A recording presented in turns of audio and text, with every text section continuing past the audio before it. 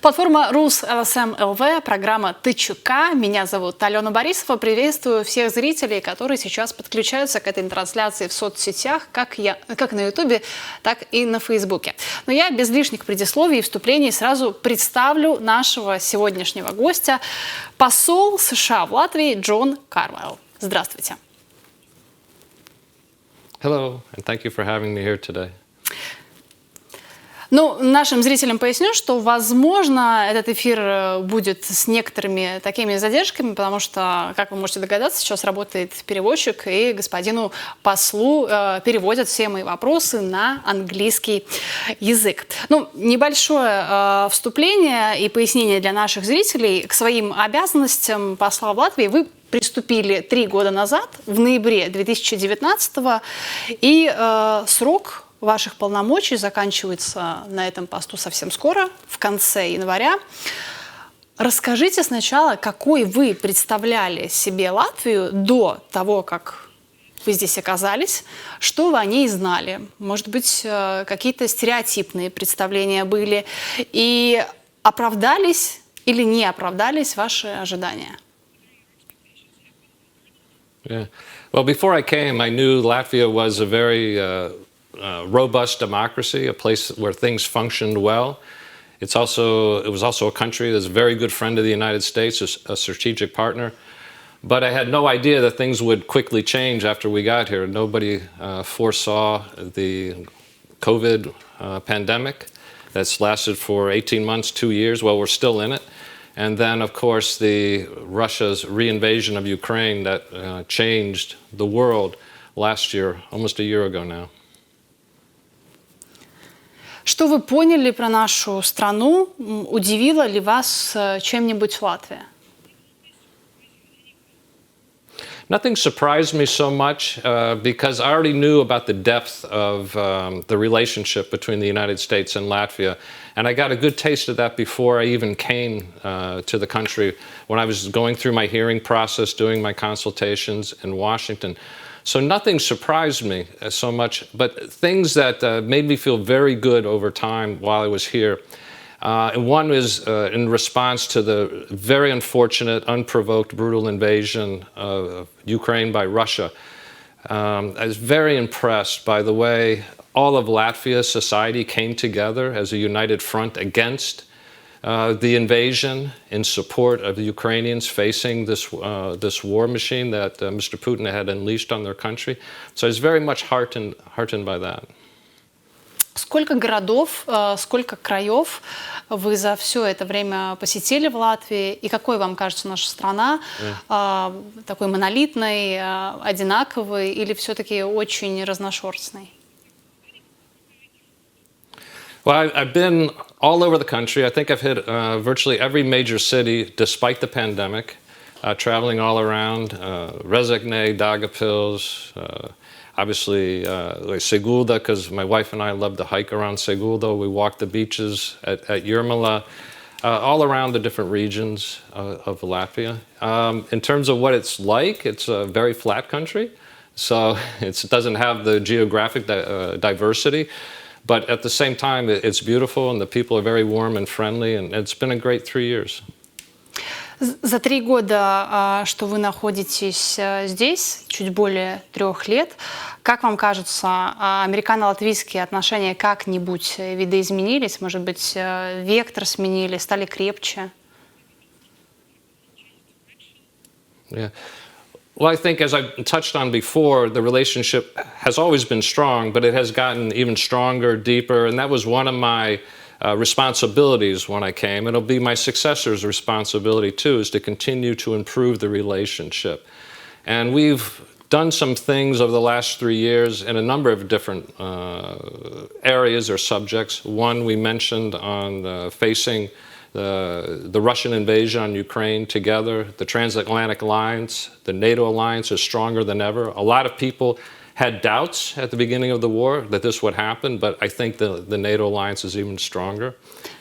Even before the war, the security defense relationship between Latvia and the United States had deepened, had become stronger. We also made a lot of progress on anti-corruption, on anti-money laundering issues. The previous government, which is still led by Mr. Carwile, this new government, deserves a lot of credit for the reforms that they put into place to combat corruption here. And we are proud to partner with Latvia on this at the request of the Latvian government. The United States has invested millions of dollars in creating new offices in the embassy with the Department of Treasury, Department of Justice, our Department of Treasury, and our Department of Justice to work together with our counterparts here on sharing best practices, sharing technical advice, and other ways that we can combat corruption together. Может быть, есть такие сферы, где можно еще улучшить партнерство, сотрудничество между Америкой и Латвией. И есть вопросы, по которым у наших стран кардинально отличается видение и, не знаю, и решение тех или иных моментов. Well, there's always ways you can improve any sort of relationship or any sort of interaction on a diplomatic level, on a country-to-country level. But I think what's more important is that neither the United States nor Latvia become complacent. That we remember that it takes consistent, constant work now and into the future to continue to strengthen that security-defense relationship. It's not over, it's not done with. We have to keep going and continue to work. Also on anti-corruption measures, we can't be complacent on that either. The work is not done. We have to continue to do it. But we have strong partners in Latvia, and so we're going to continue to work together because I know the Latvian government, and I had a farewell call with the Prime Minister yesterday, and we discussed the successes that we've had in the bilateral relationship. But we know that we have to continue to work on corruption matters because corruption is a national security issue. It's something that transcends national borders. It doesn't stop at Latvia's borders or the United States borders. And so that is why President Biden includes it in his national security strategy. And that's why we're working with our partners, not only in Latvia, but throughout the Baltic regions, throughout Europe, throughout the world on corruption matters. Насколько нам известно, все посольства США готовят материалы для ежегодного отчета Госдепартамента Конгресса о положении дел с правами человека, вот как раз-таки в тех государствах, где работают дипломатические представительства. Знаете ли вы уже, о чем пойдет речь в отчете про Латвию? You're right. The State Department does an individual human rights report on every country in the world. That's mandated by our Congress. It's required by law.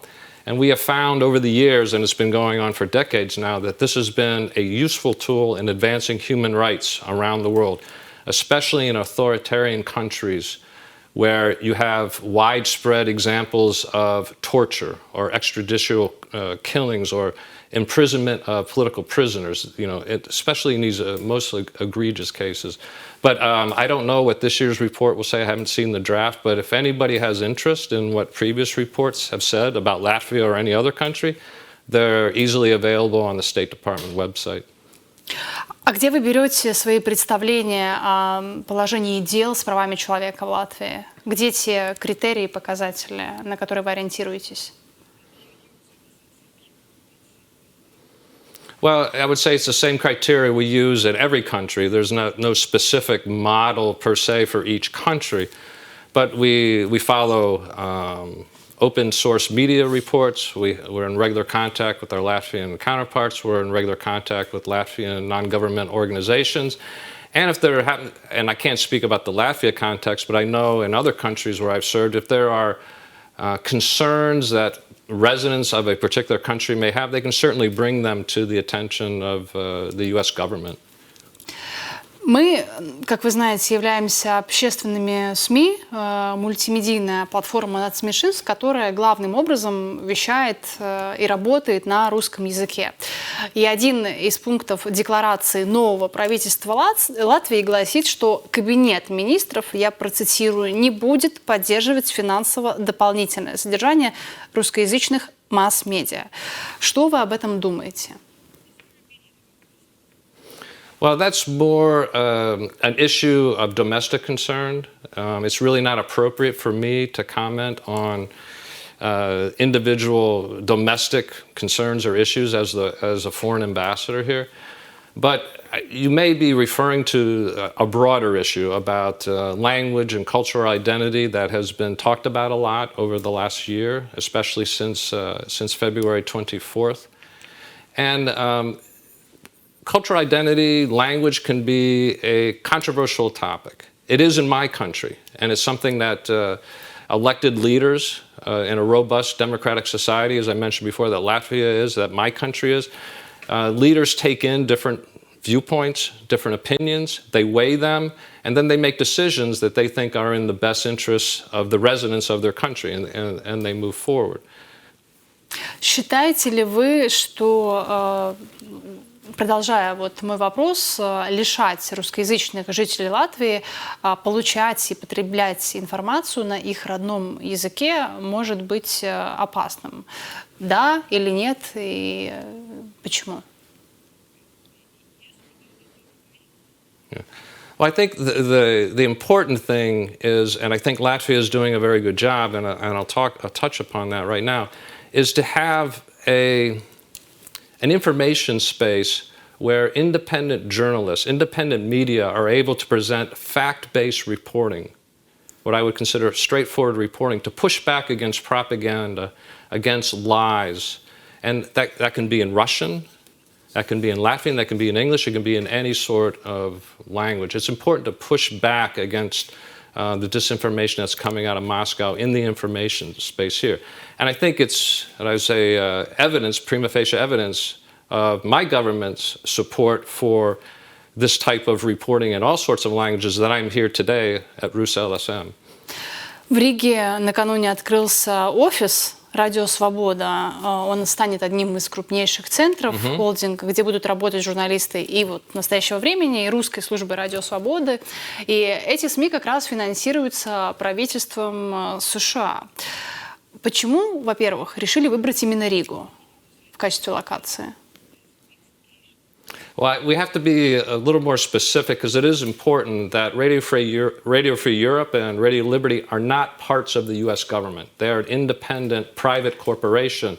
But you are correct in that they are funded by U.S. taxpayer money. The Congress appropriates money to an agency, and then that agency funds Radio Liberty Europe and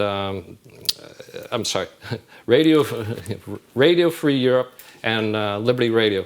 So yes, it is U.S. taxpayer dollars that fund these things, but it's not a U.S. government entity. It's very much separate, independent, and that's why it's very important to maintain independent journalism that has integrity, and that's why Radio Free Europe, Radio Liberty Europe is here. Now, we met yesterday with the CEO, Jamie Fly, of Radio Liberty Europe, and he also met with the president, he also met with the prime minister, and expressed appreciation for Latvia's support for independent journalism here. And they have seen what the government has done since the invasion last year, and first the foreign minister welcoming or inviting independent Russian journalists to come to Riga to operate here. And then the Prime Minister in December made some very supportive comments of Russian independent journalists working here. And when I saw the Prime Minister yesterday, I expressed the United States appreciation and gratitude, and this comes from the White House, for Latvia's support of independent Russian journalists operating here in Riga. Ну, поскольку вы все принимали участие в этом торжественном мероприятии по случаю открытия нового офиса, нового пункта, и вы сказали, что наши политики, высшие должностные лица выражали поддержку в связи с этим. Скажите, известно ли вам, как относятся и что думают, и что говорят, в том числе в публичном пространстве, и министры культуры, и президент Латвии о СМИ, вещающих на русском языке здесь, в частности, о нас?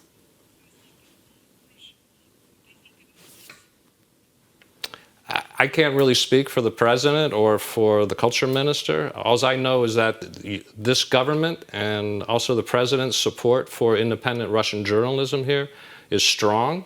And it's been evidenced since almost a year now of Latvian government support for the operations of Russian journalists here that have been forced to flee from their home country.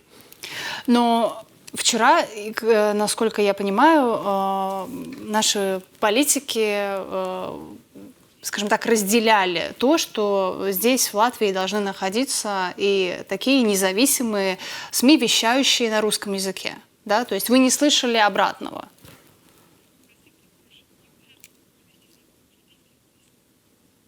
No, I'm not aware of any government actions to shut these sort of independent voices down. Потому что в этой студии на вашем месте находился и президент Латвии, и министр культуры, которые, в принципе, говорили, что нас, как таковых, здесь быть не должно, и надо очень заботиться, защищать свое информационное поле и улучшать и способствовать возникновению, развитию СМИ в Латвии в основном на латышском языке и долю русского языка максимально снижать. Yeah, I'm not aware of what the cultural minister may have said or what individual ministers, other ministers may have said on that particular topic. But what I am sure of is the government's support for independent voices, again, whether it's in Latvian, whether it's in Russian or any other language, because they understand the importance of pushing back, as I mentioned before, against these lies, this propaganda that is coming from Russia and is contaminating the information space. Что вы думаете о ситуации с телеканалом «Дождь», который Латвия лишила лицензии, и сейчас телеканал переносит свою редакцию для работы в Амстердам? Again, this is an internal matter, an internal domestic matter for the Latvian government to address. Again, it's not appropriate for me as a foreign ambassador to comment on these sorts of actions. But as we have said from Washington, is that whoever lives here, whoever operates here or in any particular country has to be responsive to whatever the laws are in that country and has to follow those laws, and it's up to the host government to decide what actions they will take. Исходя из вашего представления, как вам кажется, ваша субъективная оценка, может ли что-нибудь угрожать существованию, развитию журналистики в Латвии именно на русском языке? I have not seen anything from my vantage point. Again, one of the reasons why I'm here is the support that the United States gives to free and fair and independent fact-based journalism from whatever source and whatever language. По поводу войны в Украине, которую развязала Россия, хотелось бы поговорить, поскольку мы сейчас, страны НАТО, страны Европейского Союза, очень активно помогаем Украине с вооружением, поставляя и оружие, и системы противовоздушной обороны, и ракеты, и танки, и беспилотники, и все это делаем из собственного запаса. Значит ли это, что наша собственная боевая способность из-за этого ухудшается, потому что мы сами остро нуждаемся в пополнении этого вооружения, а новое оружие, понятно, не создается в столь короткие сроки за пару дней? Well, in terms of preparedness and readiness, I think you would have to ask the officials from the Ministry of Defense or from the Latvian military. However, I would like to touch on a couple of things that you mentioned. One, we are extremely grateful for all the assistance that Latvia has provided to Ukraine. You're right, they have given some armaments to Ukraine from your stockpiles. You have given great humanitarian resources.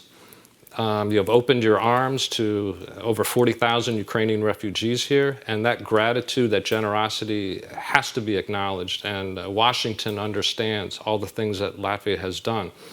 If you look at how much aid is going to Ukraine, it's a tremendous amount. My country is giving the most in absolute terms because we have a huge economy and we have a huge population base. So, I mean, it only makes sense that our numbers are very big. But on a per capita basis, on the size of population, on the size of the economy, Latvia, depending on the month, is one of the top 1, 2, or 3 countries. I mean, it moves up and down every month in terms of what you're giving to Ukraine.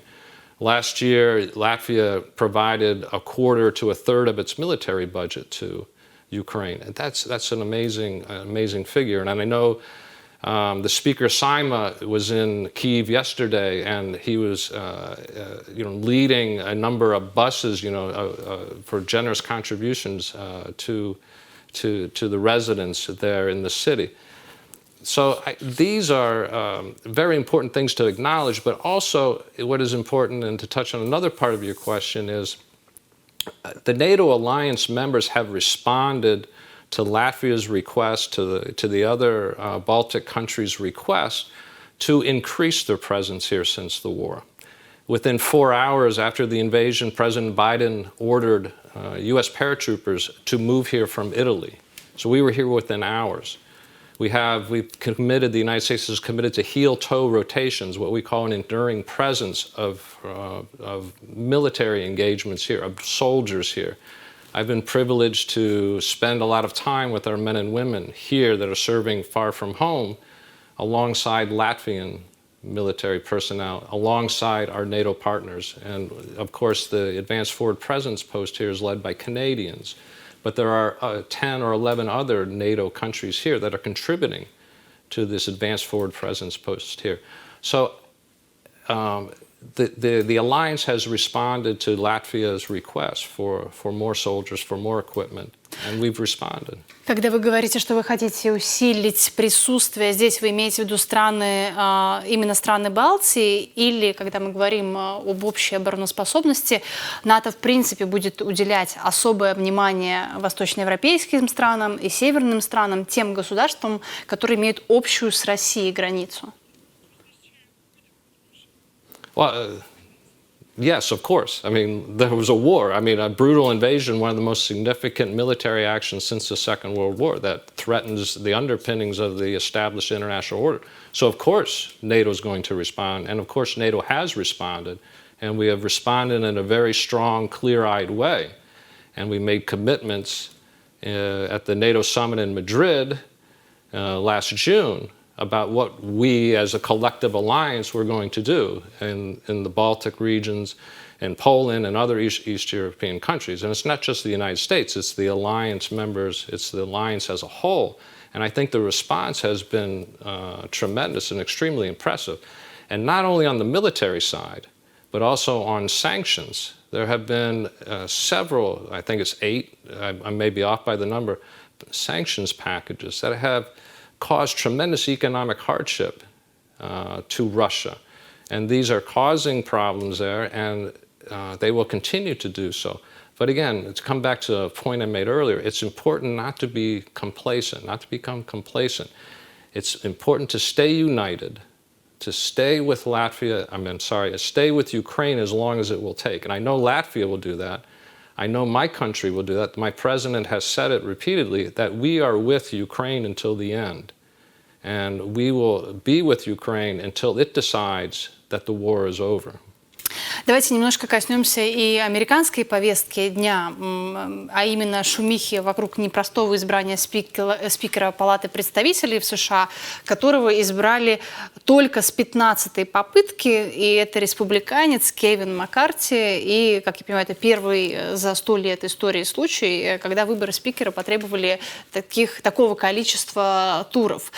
Поясните жителям Латвии, почему вообще избрание спикера так важно?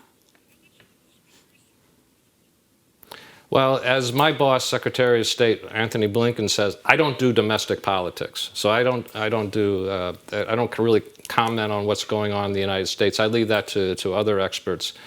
But one thing I want to say about the Congress, about my Congress, is that we disagree on a lot of things in the United States right now on the political spectrum. I think if you read the newspapers or follow the news, everybody understands that. But one of the few things that both sides of the aisles, Republicans, Democrats, agree on is support for this part of the world, support for the Baltic countries, support for Latvia. And in recent years, actually, the monetary support has gone up. And that comes from our Congress. That comes from Republicans and Democrats. And so they are united in support of the Baltics and Latvia. Just this last summer, we had the two co-chairs of the new co-chairs of the Baltic Caucus in our Congress, in the House of Representatives. We had Representative Bacon was here and Representative Gallego, one a Democrat, one a Republican. And they were united in their support for Latvia and in their commitment to try to get more funds, more support, more resources for Latvia and the Baltics. Ну, действительно, много разной информации по этому поводу, и аналитики, эксперты американские высказываются, и кто-то предполагает, что избрание вот Кевина Маккарти может отразиться в том числе и на войне в Украине. Как раз то, о чем вы говорили, о бюджете и финансовой помощи. Может ли вообще это повлиять на расходы Пентагона и на выделение военной помощи именно Украине? Yeah, I don't want to talk about hypotheticals, let alone hypotheticals about domestic politics, of which it's not appropriate for me to comment on. But I am fully confident that United States support for Ukraine against the aggression of Russia, this unprovoked, brutal aggression that is targeting civilians, and people are committing war atrocities there. The United States support and resources will continue to go to Ukraine for as long as it takes until the war is over.